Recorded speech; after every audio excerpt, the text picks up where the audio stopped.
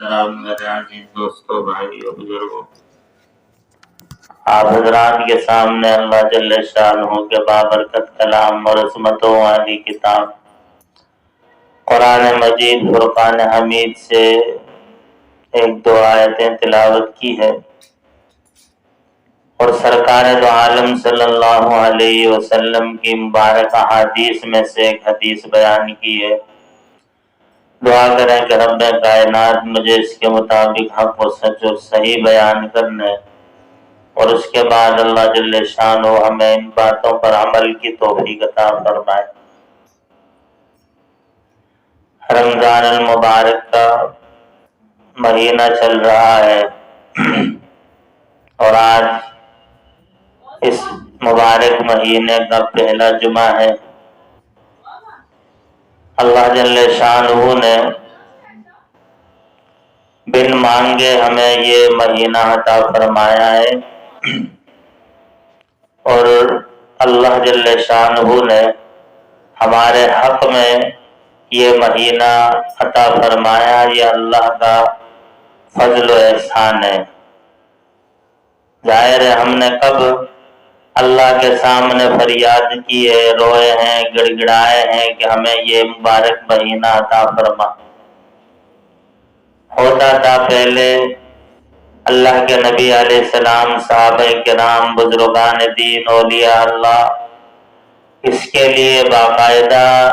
اللہ سے مانگتے تھے، روتے تھے اللہ کی بارگاہ میں کہ اللہ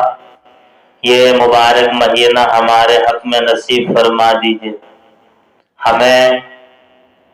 یہ مبارک لمحات اور قیمتی ساعات ہمارے حق میں عطا فرما دیجئے، دعائیں مانگا کرتے تھے۔ تو بہرحال اللہ جل شانہ کا احسان ہے کہ ایک مرتبہ پھر اللہ جل شانہ نے ہمیں یہ مبارک لمحات عطا فرمائے ہیں، اور یہ بھی اللہ جل شانہ کا فضل ہے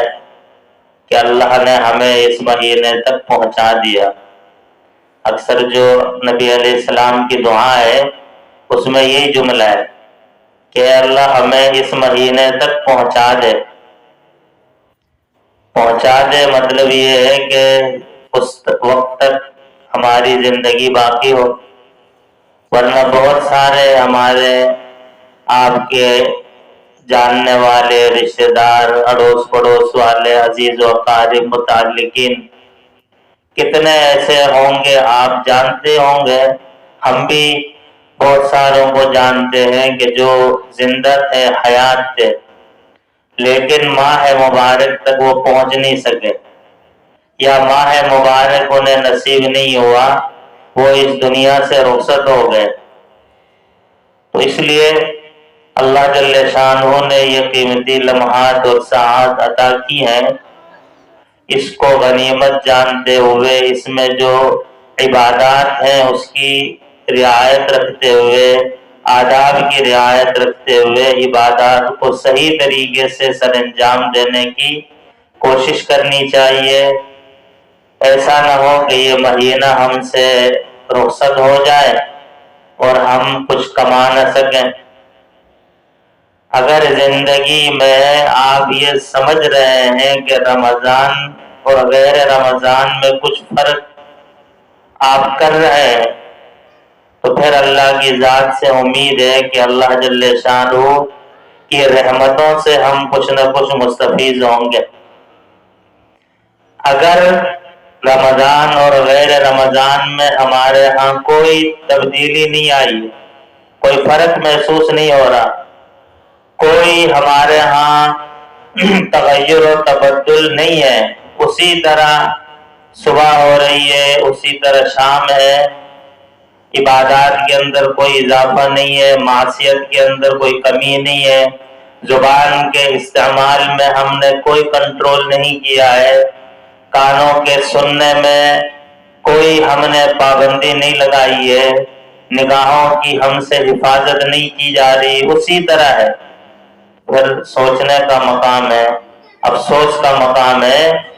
کہ ماہ مبارک اور غیر رمضان اور غیر رمضان میں کوئی ہمارے ہاں تبدیلی نہیں آئی ہے، پھر یہ سوچنے کا، افسوس کا مقام، کیونکہ باقی مہینوں میں بھی یہی ہو رہا تھا کہ زبان اپنے مرضی سے استعمال کر رہے تھے، اللہ کی معصیت اور نافرمانی ہو رہی تھی، زبان سے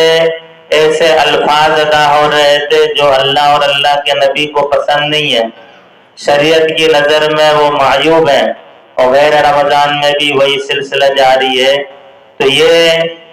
اللہ کی رحمت سے ہم گویا کہ یہ سمجھ لیں کہ محروم ہو رہے۔ کل کی یا پرسوں کی بات ہے، ایک بزرگ مسئلہ پوچھ رہے تھے، انہوں نے کہا کہ امام صاحب وہ دفتر میں کام کرتا ہوں، بزرگ ہیں، کہا کہ میں کسی دفتر میں ہوتا ہوں تو وہ دفتر میں سارے ساتھی جمع ہو جاتے ہیں اور وہاں باتیں کرتے کرتے غیبتیں اور فضول قسم کی باتیں کرتے ہیں، میں ان کو سمجھاتا ہوں، سمجھ نہیں رہے ہیں، میں کیا کروں؟ ایسے بھی اللہ کے نیک بندے ہیں کہ انہیں یہ فکر ہے، احساس ہے کہ رمضان کے مہینے میں، کم از کم رمضان کے مہینے میں تو ان گناہوں سے بچیں۔ ایسے اللہ کے نیک بندے بھی، اور دوسرے بھی ہیں اللہ کے بندے کہ جو ماہ مبارک کا احترام ہی نہیں کر رہے، رمضان المبارک کی قدر و منزلت کا ہی پتہ نہیں ہے۔ اور ویسے یہ چیزیں بعض مرتبہ دیکھنے میں آتی ہیں بہت ساری جگہوں میں، بعض مواقع ایسے ہوتے ہیں کہ وہاں پتہ ہی نہیں چلتا ہے کہ یہاں رمضان ان کا ہے بھی یا نہیں۔ بعض مرتبہ بعض جگہوں میں ہوٹل کھلے ہوتے اور بعض جگہ کھانے پینے کی چیزیں اور دکانیں وہاں کھلی ہوئی ہوتی ہیں، تو یہ اپنے آپ کو ہلاک کرنے والی بات ہے۔ رمضان المبارک کا احترام اور قدردانی یہ تو ایک مومن کا شیوا ہے، مسلمان کی پہچان ہے۔ مسلمان تو مسلمان میرے دوستو، غیر مسلم بھی رمضان المبارک کا احترام کرتے ہیں۔ بہت سارے غیر مسلم مسجد کے پاس سے گزرتے ہیں تو مسجد کے تقدس کو دیکھتے ہیں کہ یار یہ اللہ کا گھر۔ کئی مرتبہ میں نے دیکھا یہاں یہ جو ٹھیلے لگاتے ہیں جن کو بانگڑی کہا جاتا ہے، بعض ہندو ہوتے ہیں، وہاں سے مستیاں کرتے ہوئے آ رہے ہوتے ہیں، مسجد کے گیٹ کے پاس جب پہنچتے ہیں تو صرف اس وجہ سے کہ یہ مسجد ہے، اللہ کا گھر ہے، سیدھے ہو جاتے ہیں۔ اور بعض کو کتنی مرتبہ یہ بھی میں نے کہتے ہوئے سنا کہ یار مسجد ہے، گالی نہیں دو۔ اسی طرح بہت سارے رمضان المبارک کے مہینے کا بھی احترام کرتے، اور بعض کتابوں میں تو ایک واقعہ بھی لکھا ہوا ہے، ایک ہندو یا کوئی غیر مسلم رمضان المبارک کے مہینے میں اس نے دیکھا کہ ان کا بچہ ہندو لڑکا کچھ کھا رہا تھا، تو والد نے اپنے بیٹے سے کہا کہ بیٹا خیال رکھو، یہ مسلمانوں کا رمضان کا مہینہ ہے، اس کا احترام کرو، مت سب کے سامنے اس طرح کھاؤ۔ تو بیٹے نے کہا کہ ابو یہ تو مسلمانوں کا ہے، ہمارا تو نہیں ہے۔ تو اس پر والد نے ان کو ایک تھپڑ رسید کیا تھا کہ رمضان المبارک کا احترام کرو۔ تو وہ بات ہو گئی، ختم ہو گئی، وقت گزر گیا، اس کا انتقال ہوا، تو خواب میں ان کے مسلمان پڑوسی تھے، انہوں نے اس کو خواب میں دیکھا، اس ہندو کو دیکھا کہ وہ بڑے مزے میں ہے، جنت کے اندر عیش و آرام سے گھوم رہا ہے، پھر رہا ہے۔ تو ان کو بڑی حیرانی ہوئی کہ یار یہ تو ہندو تھا، اور ہندو یا غیر مسلم جو ہوتے ہیں ان کے لیے اللہ نے قیامت والے دن کچھ نہیں رکھا۔ کفار کے لیے اللہ نے دنیا میں سب کچھ دے دیا ہے، اسی لیے اللہ کے نبی کی حدیث ہے الدنیا سجن المؤمن و جنت الکافر، کہ دنیا مومن کے لیے قید خانہ ہے اور کافر کے لیے دنیا جنت ہے۔ کیوں؟ اس لیے کہ وہ اپنی مرضی کرتے ہیں، جو چاہتے ہیں جس طرح چاہتے ہیں زندگی گزارتے ہیں۔ اور مومن کے لیے دنیا قید خانہ اس لیے ہے کہ قید جو ہوتی ہے، جہاں کوئی آدمی بند ہوتا ہے قید خانے کے اندر، وہاں قیدی کی اپنی مرضی نہیں ہوتی، بلکہ جو قانون وہاں لاگو ہوتا ہے اس کے مطابق قیدی کو زندگی کے یہ شب و روز گزارنے ہوتے ہیں۔ صبح کرنی ہوگی تو قید خانے کے جو بڑے ہیں، جو ذمہ دار ہیں، ان کی مرضی سے، سونا ہوگا ان کی مرضی سے، کھانا اگر ملتا ہے وہاں پینا ہے تو ان کی مرضی سے، اپنی مرضی نہیں۔ قید خانے میں اپنی مرضی نہیں ہوتی ہے۔ تو یہ دنیا مومن کے لیے قید خانہ ہے، یہاں ہم نے اپنی مرضی نہیں کرنی ہے کہ جس طرح چاہیں ہم زبان کو استعمال کریں، جس طرح چاہیں آنکھوں کو استعمال کریں، جس طرح چاہیں کان استعمال کریں، جس طرح چاہیں ہاتھ استعمال کریں، جس طرح چاہیں اپنے جسم کے اعضاء و جوارح استعمال کریں، اس کی آزادی ہمیں نہیں ہے، اس لیے کہ ہم پابند ہیں کس کے؟ شریعت کے، اللہ کے نبی کے حکموں کے پابند ہیں۔ تو بہرحال اس صاحب نے خواب میں دیکھا کہ وہ ہندو جنت کے اندر گھوم رہا ہے۔ تو انہوں نے ان سے پوچھا کہ بھائی آپ تو غیر مسلم تھے، مسلمان نہیں تھے، آپ جنت کے اندر کیسے؟ تو اس نے کہا کہ بھائی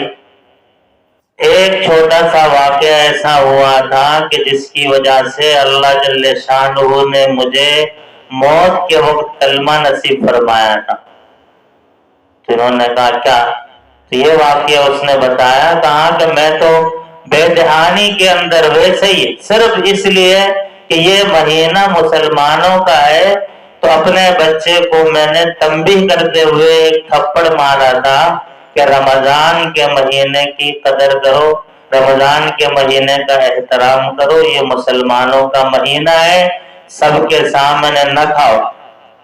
بچے نے ذرا سا آگے سے کہا تھا کہ ابو یہ تو مسلمانوں کا ہے، ہمیں کیا؟ اس پر میں نے اپنے بیٹے کو ایک تھپڑ رسید کیا تھا۔ اللہ جل شانہ نے اس عمل کی وجہ سے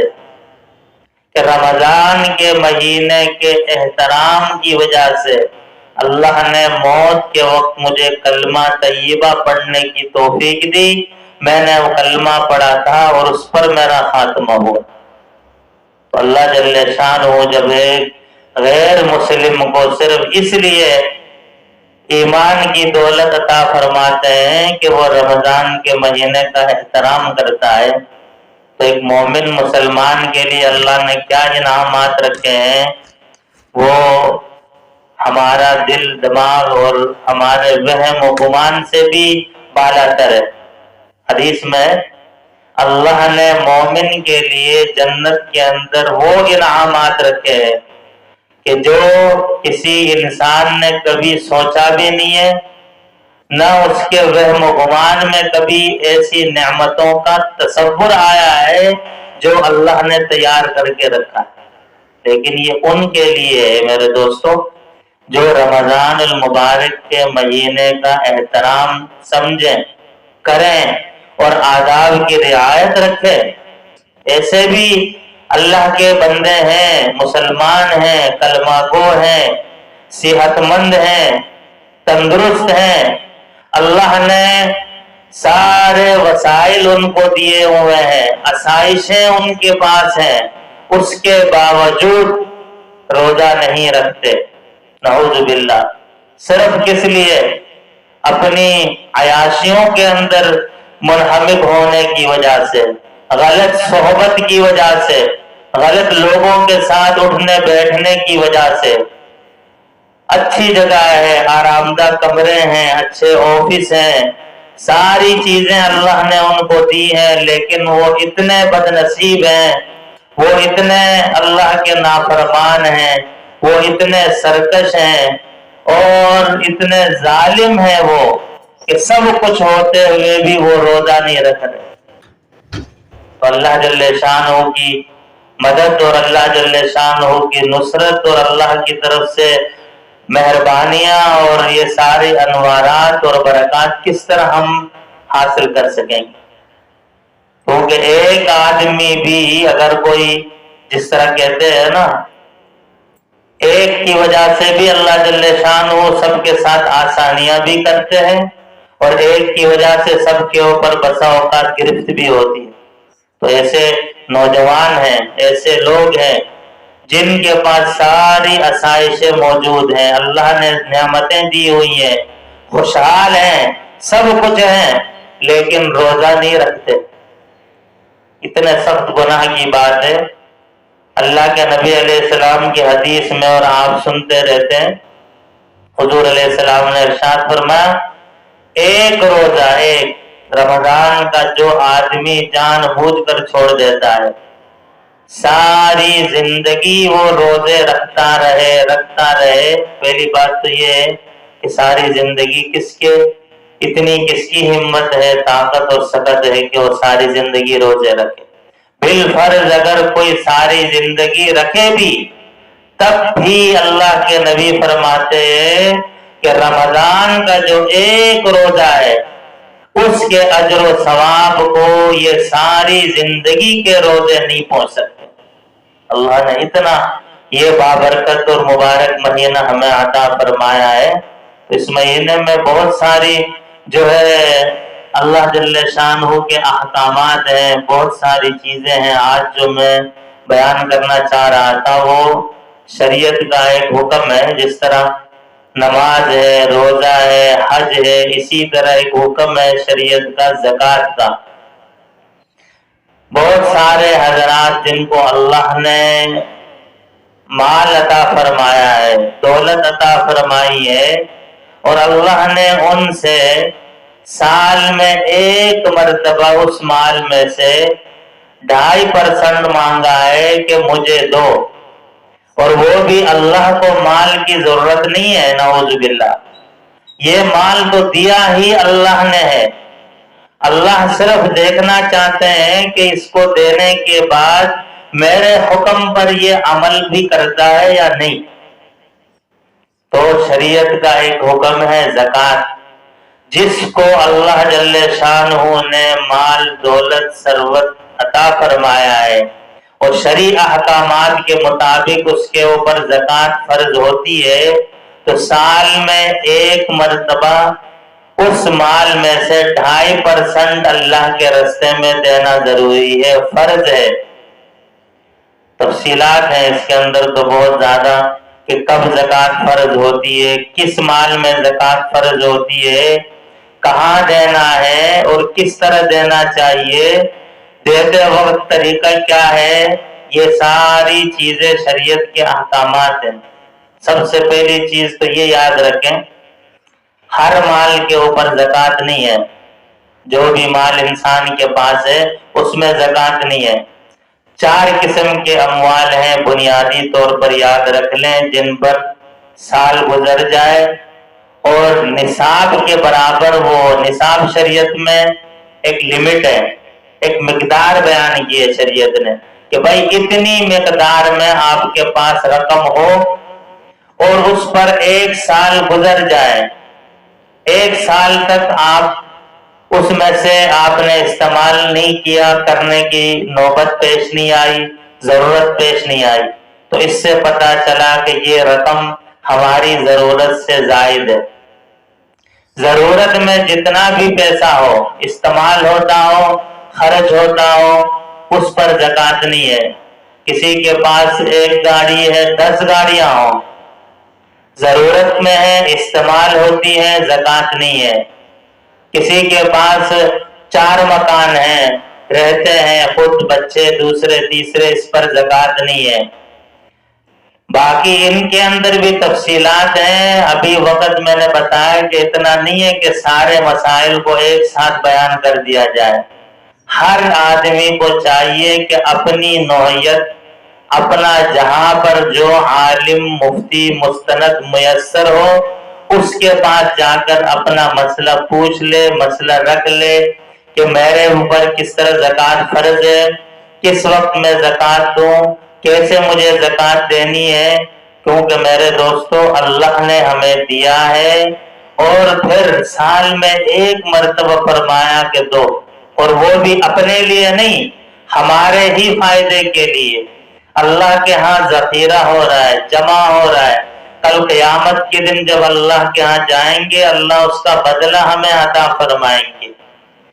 دیں گے تو دنیا کا بھی فائدہ ہے، آخرت کا بھی فائدہ ہے، نہیں دیں گے